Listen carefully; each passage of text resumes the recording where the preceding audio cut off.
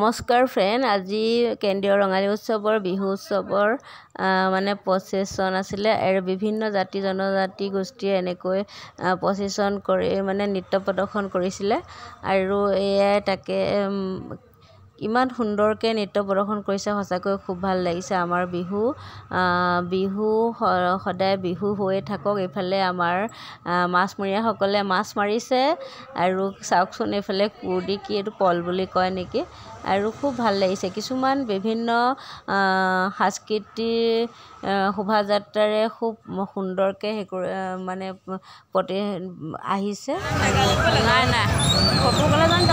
শোভাযাত্ৰাৰ আৰম্ভণিতে এয়া জয়মতীক খুব কোবাইছে দেই, খুব ভাল লাগিছে এইটো পিকচাৰ।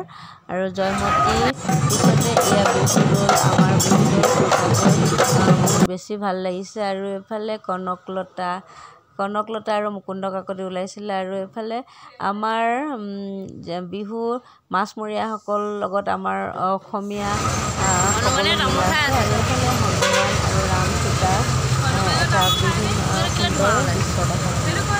আৰু ফাইনেলি এয়া আমাৰ ভগৱান ভোলানাথ আৰু শিৱ পাৰ্বতী। সঁচাকৈ ভালেই লাগিছে। কিন্তু কেনেকুৱা লাগিছে জনাবচোন আপোনালোকে, কি ক'ম আৰু গাহৰিৰ পৰা এটা চব এটা মণিপুৰী নৃত্য। Thank you, bye by.